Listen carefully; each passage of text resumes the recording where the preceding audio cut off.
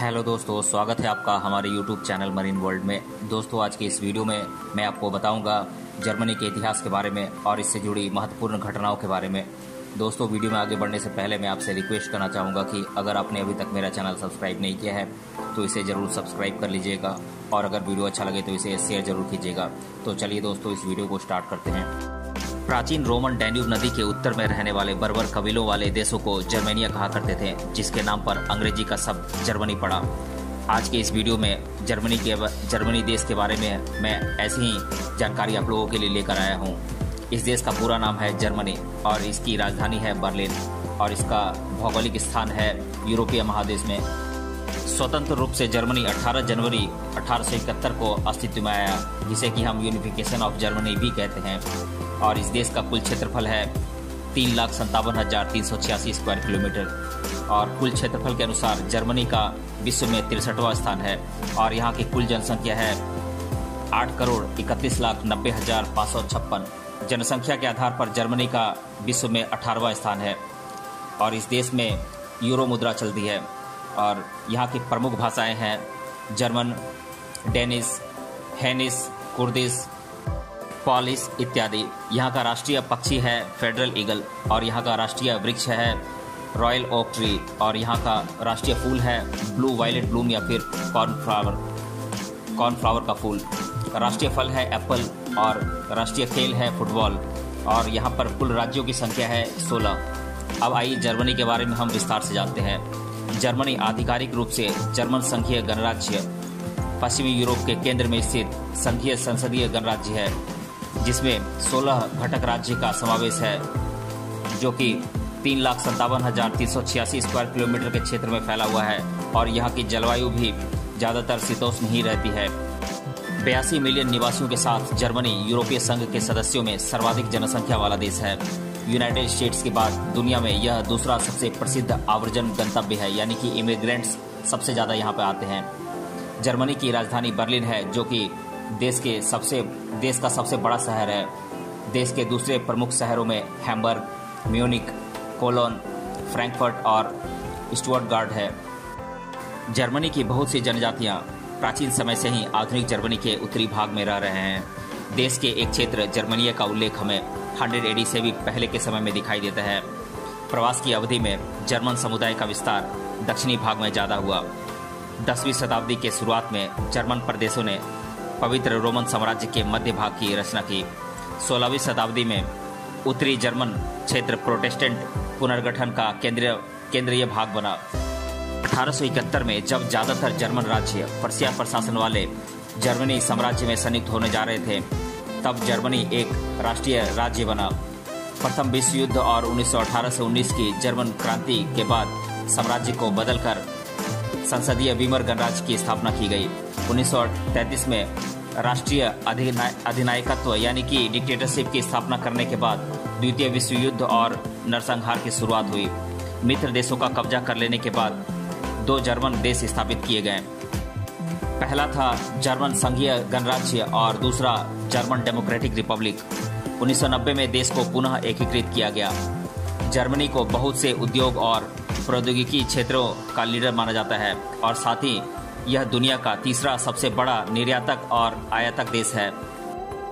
जीवन के उच्च मानक के साथ जर्मनी एक विकसित देश है, जहां बहुत से कुशल और उत्पादित लोग रहते हैं, यानी कि प्रोडक्टिव लोग रहते हैं। देश में ट्यूशन मुक्त शिक्षा प्रणाली भी विकसित की गई है। 1933 में जर्मनी यूरोपीय संघ का संस्थापक सदस्य बना।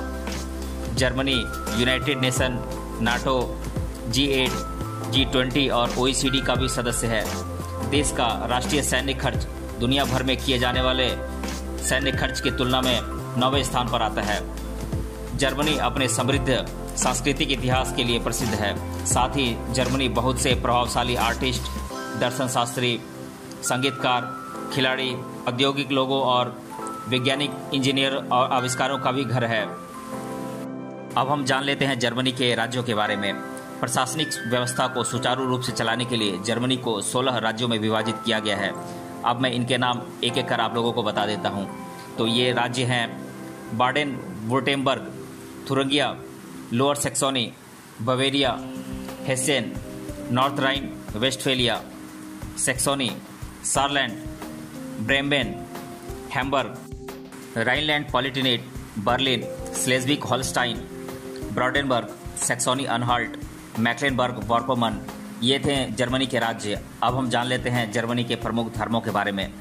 यूरोपीय महाद्वीप में स्थित जर्मनी में शुरुआत से ही ईसाई धर्म का सर्वाधिक प्रभाव रहा है, जिसकी वजह से इस देश की कुल आबादी के लगभग 67% ईसाई धर्म के लोग हैं। ईसाई धर्म के अंतर्गत आने वाले लुथेरन पंथ के लोग यहाँ अच्छी तादाद में मौजूद हैं, जो कि प्रोटेस्टेंट का ही हिस्सा हैं। इसके अलावा मुस्लिम धर्म के लोग भी यहाँ काफ़ी संख्या में बसे हुए हैं। मुस्लिम धर्म में यहाँ का स्थानिक मुस्लिम मत प्रभाव भी मौजूद है, जिसे एलेविट्स कहते हैं। इसके साथ सुन्नी, अहमदिया और सिया मुस्लिम भी कम संख्या में यहाँ पर रहते हैं। 20वीं सदी के मध्य तक जीव लोग भी जर्मनी में शरणार्थी के तौर पर मौजूद थे, पर हिटलर की बर्बरता ने जीव लोगों को देश से खदेड़ कर रख दिया। जर्मनी में मौजूद अधिकतर मुस्लिम शरणार्थी हैं, जिन्हें ईरान, इराक और अन्य इलाकों से शरणार्थी के तौर पर रहने की अनुमति दी गई है। हिंदू और अन्य धर्मों के लोग भी यहाँ बहुत कम संख्या में दिखाई देते हैं, जो या तो काम के सिलसिले में या फिर व्यापार आदि कारणों से देश में मौजूद हैं। अब आइए जान लेते हैं जर्मनी की प्रमुख भाषाओं के बारे में। इस देश में अधिकतर जर्मन भाषा का प्रयोग किया जाता है, जिसके तहत जर्मन को राष्ट्रभाषा का स्थान प्राप्त है। इसके अलावा देश में कुछ अन्य भाषाओं का भी प्रयोग किया जाता है, जैसे कि डेनिश, सर्बियन, लो जर्मन, रोमानियन, लो रेनिश, सटरलैंड फ्रीजियन, नॉर्थ फ्रीजियन इत्यादि। अब हम जान लेते हैं जर्मनी का इतिहास संक्षिप्त में। प्राचीन काल में जर्मनी में कुछ जनजातीय विशेष समुदाय का निवास था, जो कि आज के मुकाबले पूर्णतः अलग सामान्य जीवन जीते थे। इन समुदायों का देश के विभिन्न स्थानों में भ्रमण रहता था, जो कि संसाधनों को एकत्रित करने की प्रक्रिया का हिस्सा था। कुछ कालांतर के बाद जैसे ही ऑगस्टस ने प्राचीन रोम का शासन संभाला, तब उसके शासन के अंतर्गत यूरोप के विभिन्न देशों में आक्रमण शुरू हुए, जिसमें जर्मनी भी शामिल था। इस आक्रमण का यह प्रभाव हुआ कि स्थानीय लोग जो राइन नदी, बार्डेन, बोटेमबर्ग, बवारिया इत्यादि इलाकों में बस गए। पर एशिया और मध्य एशिया की तरफ से हुए जनजातीय टोलियों के आक्रमण ने यूरोप में रोम इत्यादि क्षेत्रों में अनोखी दहशत बना दी। खून के आक्रमण इतने घातक होते थे कि जिसमें पूरे नगर को तबाह करके लोग चले जाते थे। कुछ हद तक रोम साम्राज्य के पतन में इन टोलियों का भी योगदान रहा, और जिसका परिणाम ये हुआ कि जर्मनी के हालात सुधर गए और वहाँ के स्थानीय लोग दक्षिण पश्चिमी जर्मनी में विस्थापित हो गए। पर जैसे जैसे ईसाई धर्म का प्रभाव यूरोप में बढ़ता गया, उसका सकारात्मक परिणाम ये हुआ कि लगभग पूरे यूरोप में धार्मिक एकत्रीकरण हो गया और कुछ हद तक लोग धर्म से जुड़े गतिविधियों में अधिक लिप्त हुए। 19वीं सदी में बिस्मार्क राजव्यवस्था के अंतर्गत विलियम प्रथम को जर्मनी का साल 1862 में राष्ट्रपति घोषित किया गया, जिसके अनुसार प्रशासन, व्यापार तथा शिक्षा आदि से जुड़े सुधारों का कार्य प्रारंभ हुआ। कुछ हद तक ब्रिटेन और अमेरिका में हुए औद्योगिक क्रांति से जर्मनी के साथ अन्य यूरोपीय देश भी प्रभावित हुए, जिसका नतीजा ये हुआ कि ये यातायात से संबंधित कार्य, तकनीकी विकास, जीवन शैली में सुधार, चिकित्सा और विज्ञान में तेजी से बदलाव का कार्य करना प्रारंभ हुआ। पर आगे वर्चस्व की दौड़ में आपसी विवाद की स्थिति का जन्म हुआ, जिसका परिणाम ये हुआ कि यूरोप गुटों में बंटने लगा, जिसमें हंगरी, ऑस्ट्रिया और जर्मनी का एक गुट बना, जिनका तुर्की के ऑटोमन राजघराने को समर्थन था। वहीं फ्रांस, ब्रिटेन और रसिया का एक गुट बना, जिसका प्रमुख कारण सोवियत रसिया का बाल्कन प्रांत था, जो कि विवादित क्षेत्र था। और इसी वजह से इस प्रदेश में तुर्की और यूरोपीय देश ब्रिटेन, फ्रांस और रसिया के बीच विवाद शुरू हुआ था। बाल्कन में आंतरिक स्थिति पहले से ही बिगड़ी हुई थी और उसी दौरान 20वीं सदी के दूसरे दशक में ऑस्ट्रिया के राजकुमार फ्रांज फर्डिनांड की हत्या हुई, जिसका सारा दोष ब्रिटेन, रसिया और फ्रांस पे आया और इसका नतीजा पहले विश्व युद्ध के रूप में सामने आया। जर्मनी और अन्य यूरोपीय देशों का अत्यधिक जानमाल का नुकसान इस विश्व युद्ध में हुआ था, जिससे दुनिया के राजनीतिक और व्यापार पर इसका लंबे समय तक असर रहा। जर्मनी में प्रथम विश्व युद्ध में जहां कैसर विलियम द्वितीय की भूमिका महत्वपूर्ण थी, उसके साथ ही दुनिया के पटल पर हिटलर नाम का तानाशाह इसी देश में उदित हुआ। हिटलर के नाजी व्यवस्था को दुनिया के प्रमुख देश उतना पसंद नहीं करते थे, परंतु नाजी तंत्र में बहुत ज़्यादा राष्ट्रनिष्ठा, त्याग, समर्पण और महत्वाकांक्षा थी। पर उसके पड़ोसी देश तथा अमेरिका, रसिया जैसे महाशक्तियों से विचार कभी नहीं जुड़ पाए। 20वीं सदी के चौथे दशक में हिटलर का नाजी तंत्र चरम सीमा पर था, जिसमें उसने बर्बरता से कई हजार जीव लोगों को जहरीली गैस के बंद कमरों में मार दिया। और इस घटना का विश्व पटल पर कड़ी आलोचना हुई और एक तरह से दुनिया के खिलाफ अकेला नाजी और पूरी दुनिया एक तरफ, ऐसी स्थिति उत्पन्न हुई। जापान के द्वारा रसिया की हुई हार से दूसरे विश्व युद्ध की चिंगारी उठ गई, जिसमें अब गुटवाद यूरोप तक सीमित न रहते हुए पूरी दुनिया में कायम हुआ और विश्व और जर्मनी ने दुनिया का दूसरा विश्व युद्ध सहा, जिसमें हुई हानि की सीमा नहीं थी। यूरोपीय महाद्वीप के अधिकतर देशों में ईसाई धर्म का प्रभाव होने के कारण जर्मनी के सामाजिक जीवन में कुछ इसी तरह के माहौल की झलक देखने को मिलती है। यहाँ पर आमतौर पर सार्वजनिक स्थानों पर धूम्रपान करना तथा गंदगी फैलाना कानूनी जुर्म माना जाता है। वहीं शराब के मामले में इस देश में कुछ अलग नियम है। इसका मतलब ये है कि जर्मनी में सार्वजनिक स्थलों पर शराब पीना आम बात मानी जाती है, जिस पर किसी भी तरह का कानूनी प्रतिबंध नहीं है। वहीं संपूर्ण यूरोप में स्कॉटलैंड के बाद जर्मनी का ही शराब बेचने में नंबर आता है।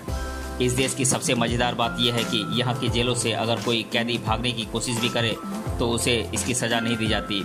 इनका मानना ये होता है कि इस तरह के प्रयास करना एक सामान्य मानवीय प्रवृत्ति होती है। देश में समलैंगिकता वाले लोगों के साथ भेदभाव करना कानूनन जुर्म माना जाता है। पर वहीं दूसरे पहलू पर नज़र डालें तो जर्मनी में जन्म दर दुनिया के अन्य देशों के मुकाबले काफ़ी कम है, जो कि चिंता का विषय है। मौजूदा हालात में देश में अगर कोई नाजी पद्धति में सैल्यूट करता है या इससे जुड़ी विचारधारा को फैलाने की कोशिश करता है तो ऐसे व्यक्ति पर या समुदाय पर कानूनी कार्रवाई का प्रावधान भी होता है। सामान्य रूप से देश के लोग मेहनती और खुशमिजाज किस्म के होते हैं। वहीं इन लोगों को ज़्यादा समय नाच गाना, पार्टी तथा घूमने फिरने में व्यतीत करना पसंद होता है। यहाँ के अधिकतर लोग उच्च शिक्षित होते हैं, जो विभिन्न व्यवसाय और रोजगार से संबंधित गतिविधियों से जुड़े होते हैं। वहीं देश में महिलाओं को राजनीति और अन्य क्षेत्रों में सक्रिय होकर उच्च पद पर काम करने के अधिकार दिए गए हैं।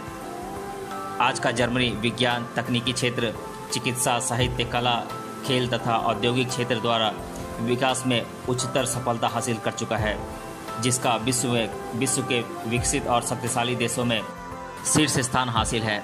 अधिकतर विस्थापित शरणार्थियों के देश में आने से कुछ हद तक इस समस्या को सुलझाने की बहुत बड़ी चुनौती जर्मनी के सामने है। वहीं वैश्विक पर्यावरण में हुए बदलावों के चुनौतियों से निपटने के लिए जर्मनी जैसे देश का सहयोग और भूमिका भविष्य में महत्वपूर्ण सिद्ध होगी। अब आइए जान लेते हैं जर्मनी की संस्कृति और परंपरा के बारे में। जर्मनी देश के अधिकतर लोग ईसाई धर्म के होने के कारण यहाँ की परंपराएं इसी धर्म के मान्यताओं का पालन और जीवन यापन से जुड़े गतिविधियों पर भरोसा करने वाली होती है। प्राचीन रोम शहर का एक प्रमुख हिस्सा जर्मनी को माना जाता है, जिसके तहत ईसाई धर्म से जुड़े पवित्र धार्मिक क्रियाकलाप आमतौर पर यहाँ देखने को मिलेंगे। देश के लोगों की विचारधारा और जीवन शैली काफ़ी खुले तौर की होती है, जिसमें लगभग संपूर्ण यूरोप और जर्मनी में आपको एक सी संस्कृति दिखाई पड़ेगी। अब अंग्रेजी नववर्ष, क्रिसमस, गुड फ्राइडे आदि त्यौहार को यहाँ पे धूमधाम से मनाया जाता है। इसके साथ ही देश में मौजूद अन्य धर्म के लोगों को भी धार्मिक और सामाजिक स्वतंत्रता दी गई है, जिसके अनुसार धार्मिक मान्यताओं का पालन वे लोग भी कर सकते हैं। यहाँ के प्रार्थना स्थलों में अधिकतर चर्च मौजूद हैं, जिनमें प्रोटेस्टेंट चर्च, एवांजेलिक चर्च इत्यादि प्रमुखता से शामिल हैं। कुल मिलाकर कहें तो पूरी तरह पश्चिमी संस्कृति, विचारधारा, परंपराएं और जीवन शैली के बुनियाद पर जर्मनी सफलता के मुकाम हासिल कर विश्व में अपना स्थान कायम किया हुआ है। अब आइए जान लेते हैं जर्मनी के प्रमुख व्यंजनों के बारे में। अधिकतर यूरोपीय देशों में कम तीखे व्यंजन खाए जाते हैं, जिसमें नाम मात्र और स्वाद के लिए मिर्च और नमक का इस्तेमाल किया जाता है। वहीं फल और हरी सब्जियों के साथ अंडे, दूध और मांस को भोजन में प्राथमिकता दी जाती है। अब मैं आप लोगों को एक एक कर जर्मनी के प्रमुख व्यंजनों के नाम बता देता हूँ। तो ये व्यंजन है स्वेनसाक्स, जो कि एक सूअर के मांस से बनने वाला व्यंजन है। दूसरा है सेंजेल, जो कि एक ब्रेड कटलेट है। तीसरा है रिंडर रोलेड सॉरब्रेटेन, जो कि एक पशु मांस को भूनकर बनाया जाने वाला व्यंजन है। हॉसन पेफर, स्वार्जवल्टेर, किर्सोर्ते, आइंटॉफ, ब्रेडवर्स्ट, नॉकवर्स्ट, ब्रेस्टवर्स्ट, सॉसेस के ये सारे कुछ प्रकार हैं। ब्रॉट, ब्रेजेल इत्यादि भोजन प्रमुखता से खाए जाते हैं यहाँ पर। अब आइए जान लेते हैं जर्मनी के प्रमुख पर्यटन स्थलों के बारे में।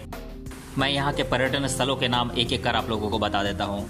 तो ये पर्यटन स्थल हैं Cologne cathedral, English garden, Charlottenburg palace, the Black Forest, Berlin zoological garden, the Rhine valley, Brandenburg, great Berlin, the ultimate fairytale castle, Berlin museum island, miniature and historic Hamburg port, Munich Marienplatz, the island of Rugen, Jew massacre memorial, German historical, Zugspitze massif, kings lake, Hohenschwangau castle, Sanssouci palace, Heidelberg palace, castle William memorial church इत्यादि यहाँ के प्रमुख पर्यटन स्थल हैं। अब हम जान लेते हैं जर्मनी के प्रमुख त्योहारों के बारे में, यानी कि महोत्सवों के बारे में। मैं इनके नाम एक एक कर आप लोगों को बता देता हूँ। तो ये त्यौहार हैं कार्निवल फेस्टिवल, वुस्टमार्क, ऑक्टोबरफेस्ट, एस्परगोफेस्ट and onion fest, Walpurgisnacht, DFB Pokal, Reeperbahn, Berlinale, unity day, हॉफन गेपुस्टास इत्यादि यहाँ पर प्रमुख त्यौहार मनाए जाते हैं। अब मैं आप लोगों को जर्मनी के इतिहास से जुड़े कुछ प्रमुख वर्षों और उससे जुड़ी घटनाओं के बारे में एक एक कर बता देता हूँ। 1871 इस वर्ष ऑटोमन बिस्मार्क ने जर्मनी के एकीकरण को हासिल कर लिया।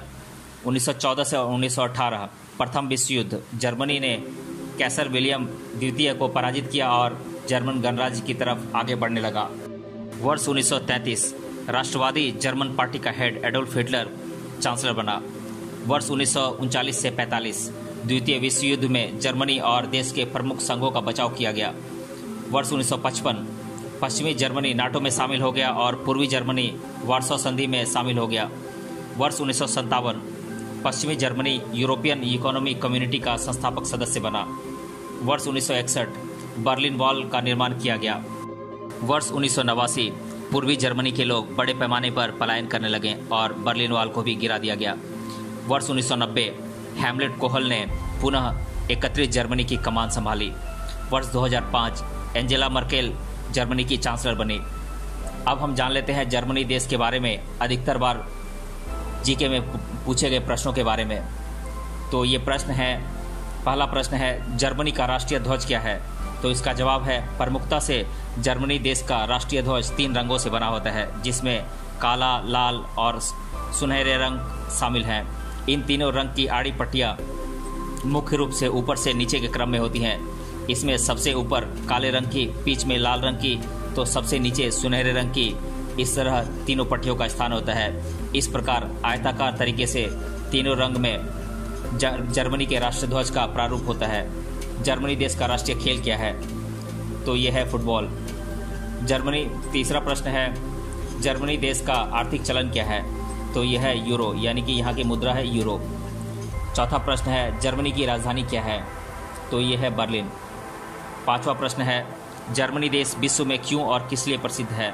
तो इसका जवाब है वैश्विक इतिहास में हुए दोनों विश्व युद्धों में जर्मनी सक्रिय रूप से शामिल था, जो कि उस समय एक शक्तिशाली और प्रबल देश माना जाता था। इसी कारण दुनिया के इतिहास में जर्मनी को जाना जाता है। दुनिया में सर्वप्रथम नैसर्गिकतः यानी कि नेचुरल रूप से ठोस रूप में पारा धातु जर्मनी में ही प्राप्त हुआ था, जो कि मूलतः द्रव रूप में होता है। इस घटना ने रसायन विज्ञान में खूब चर्चा बटोरी थी। इस वजह से भी जर्मनी को विश्व भर में पहचाना जाना जाता है। आज जर्मनी की सभी क्षेत्रों में हुए तरक्की ने इसे विश्व के प्रमुख शक्तिशाली देशों की पंक्ति में स्थान दिला दिया है। इसलिए इन सभी प्रमुख बातों के कारण जर्मनी दुनिया भर में प्रसिद्ध है। तो दोस्तों, आज की इस वीडियो में हमने जाना जर्मनी के इतिहास के बारे में। इस वीडियो में हमने जाना जर्मनी की संस्कृति और परंपराओं के बारे में, और यहाँ के प्रमुख व्यंजनों के बारे में हमने जाना, और यहाँ के सामाजिक जीवन के बारे में जाना, और यहाँ के इतिहास के बारे में, यहाँ के पर्यटन स्थलों के बारे में जाना, यहाँ के त्योहारों के बारे में जाना। इस वीडियो का फर्स्ट पार्ट का लिंक डिस्क्रिप्शन बॉक्स में दिया हुआ है, आप वहाँ जाकर देख सकते हैं। दोस्तों, मिलते हैं अगले वीडियो में किसी अन्य टॉपिक के साथ। तब तक के लिए धन्यवाद।